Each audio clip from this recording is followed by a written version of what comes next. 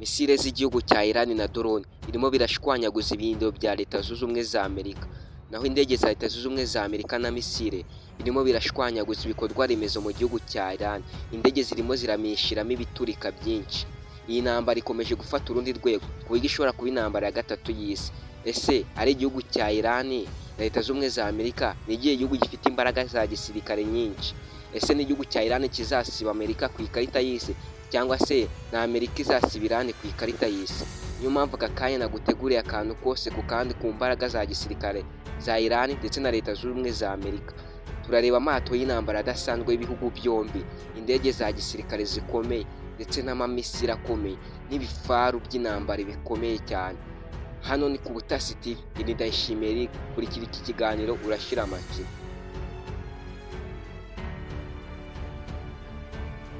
Abaturage batuye Leta Zunze Ubumwe za Amerika ni abaturage bangana na miliyoni 349, naho igihugu cya Iran bituwe n'abaturage barenga miliyoni 94. Ubuso bwa Leta Zunze Ubumwe za Amerika ni miliyoni 9 n'ibihumbi 334, naho ubuso bwa Iran ni miliyoni 1 n'ibihumbi 648. Perezida wa Leta Zunze Ubumwe za Amerika ni Donald Trump, naho perezida wa Iran ni Masoud Pezeshkian. Ingengo y'imari ibihugu byombi bishora mu gisirikare. Amerika nicyo gihugu cya mbere ku isi gishora akayabo mu gisirikare, dore yuko Leta Zunze Ubumwe za Amerika ishora miliyari 900 mu gisirikare, naho Iran ishora miliyari 23 mu gisirikare. Leta Zunze Ubumwe za Amerika ifite abasirikare bose bangana na miliyoni 2 ndetse n'ibihumbi 100. Ikaba ifite n'abandi basirikare ba Reserve Forces bakoreshwa igihe ibintu byakomeye bangana n'ibihumbi 800. Abasirikare bakora umunsi ku munsi ni miliyoni 1 n'ibihumbi 330. Igisirikare cya Leta Zunze Ubumwe za Amerika kirimo ibyiciro bitandatu, ni ukuvuga ko gifite amatsinda 3. Icyiciro cya mbere ni USA Navy, aba ni abasirikare bashinzwe umutekano wo mu mazi 330. Icyiciro cya kabiri ni USA Air Force, ni abasirikare barwanira mu kirere bakoresheje indege ndetse bakanazicunga. Icyiciro cya gatatu ni USA Marine Corps, aba ni abasirikare barwanira mu mazi bakoresha ubwato karahabutaka bwa Leta Zunze Ubumwe za Amerika. Abangaba ni ibihumbi 172. Icyiciro cya kane ni US Coast Guard, abangaba ni abasirikare bashinzwe kugenzura inkombe no kurinda inkombe z'amazi ya Leta Zunze Ubumwe za Amerika, ni abasirikare 42. Icyiciro cya gatanu kizigwa na US Space Force, abangaba ni abasirikare bashinzwe umutekano wo mu isanzure. Abangaba ni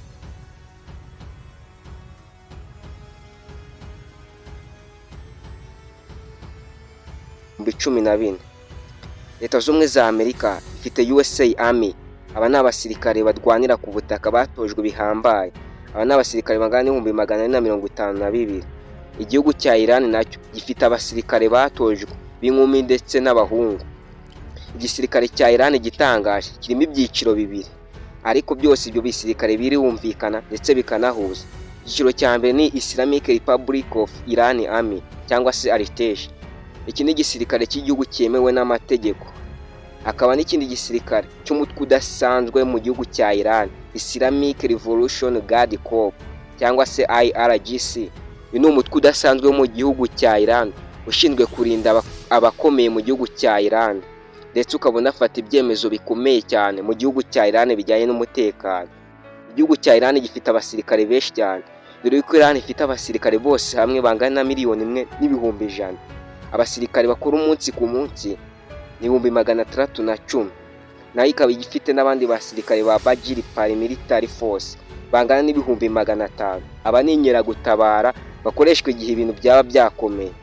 Iran ifite ibyiciro bitandukanye mu gisirikare cyayo, harimo abarwanira ku butaka, aba bangana n'ibihumbi 450, baniyongera bakagera ku bihumbi 500. Harimo ikindi gisirikare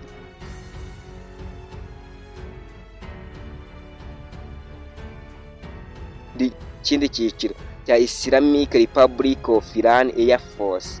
Iki ngiki ni icy'abasirikare barwanira mu kirere bakoresheje indege z'igihugu cya Iran.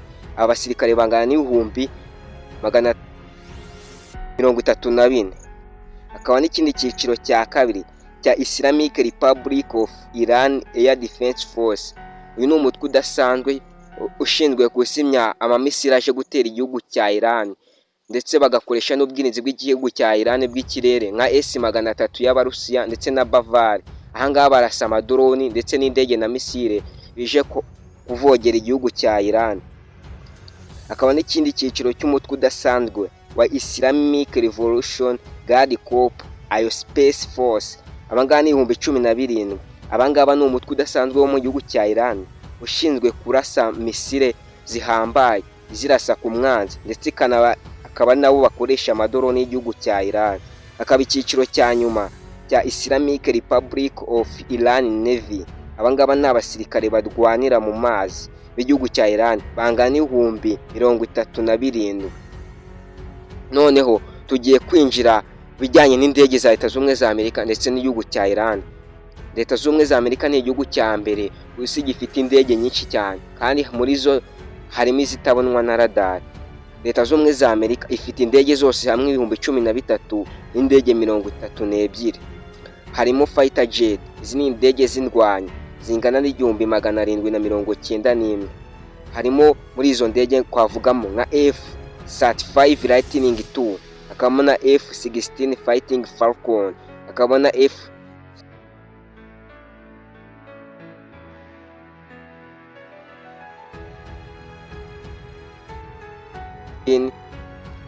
hakabamo na F-22 Raptor.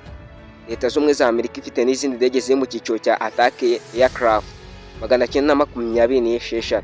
Izi ni indege mbi zirindwa mu bikurugamba, zifasha abasirikare bari ku butaka ndetse no mu kirere, zigiramo zikohereza ibisasu bikomeye. Leta Zunze za Amerika ifite bomba aircraft 124.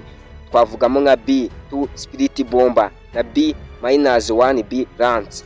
Ni indege zihambaye zikorera ibisasu byinshi cyane kandi nizibonwe na radar. Igitangaje, Leta Zunze za Amerika ifite na tank aircraft. Izi ni indege zishinzwe kunywesha izindi ziri mu kirere ziri kurwana. Izi zisanga mu kirere maze zikazinywesha amavuta.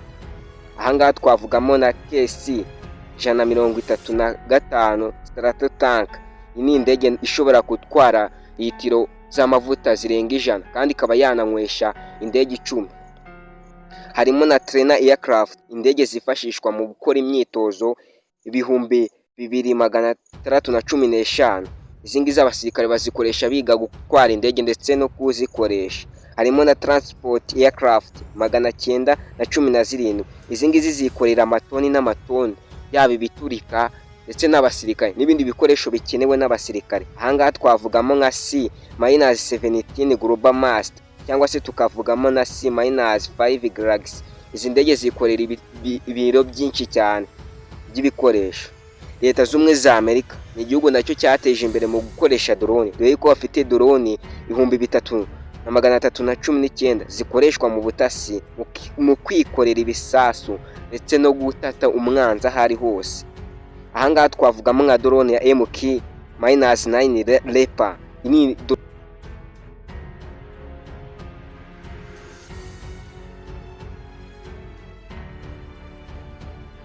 nini cyane kandi yikorera ibisasu 8, iri mu kirere irabyoheza bigaturitsa ahantu hanini cyane.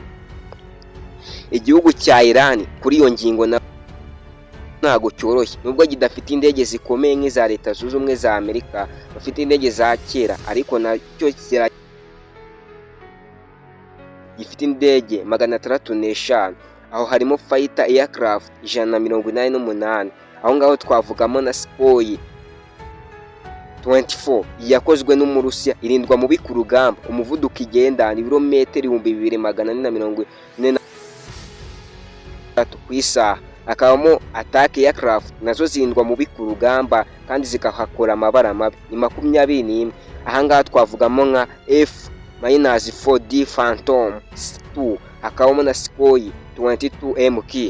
Iyi ngiyi nayo yakozwe n'Umurusi. Akabamo na bomba aircraft 70, akabamo na special mission aircraft 28, nizikoreshwa imyitozo trainer aircraft 103, na transport aircraft 87, na tank aircraft na aircraft force 10. Izi ngizi zikoresha nazo mu kunywesha izindi ziri mu kirere, bo bafite 10, mu gihe Leta Zunze za Amerika ifite nyinshi cyane. Naho inafite drone. Igihugu cya Iran ni kimwe mu bihugu bikora drone nyinshi cyane kandi zigezweho kandi zirindwa mubi ku rugamba, dore yuko igihugu cya Iran kibarirwa drone ibihumbi 10. Ahangaha twavugamo na drone yazengereje Leta Zunze za Amerika yitwa Shahed 136 cyangwa se uyihimbe kamikaze. Iyi ni indege mbi cyane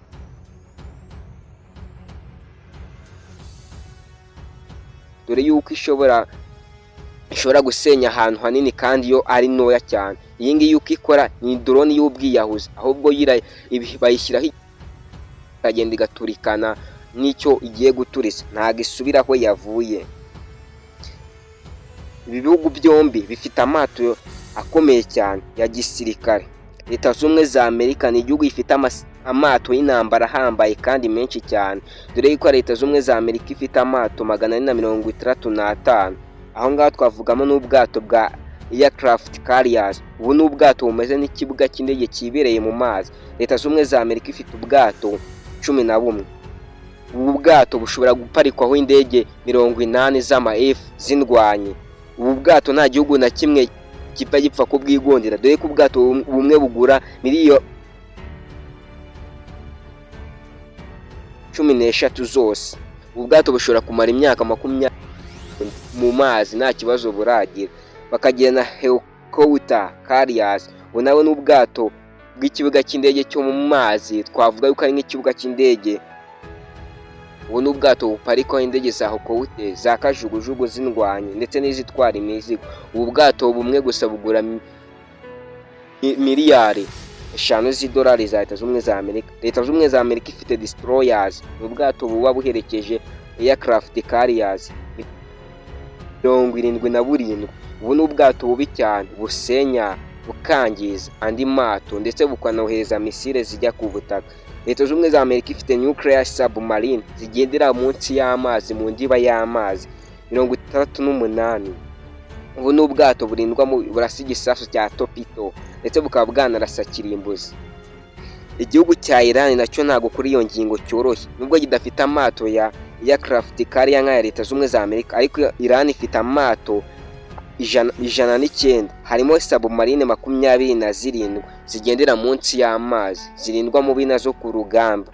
Ariko igihugu cya Iran nuko nabikubwiye ntago gifite aircraft carriers, ariko bafite utundi twato dutoya cyane tudufashishwa mu gucunga umuhora wa Hormuz. Tutwato tujyamo abantu 2 cyangwa se umwe, dufitiye imbunda ya machine gun, aho tutwato twirukanka tukazenguruka ubwato tukabuturitsa. Igihugu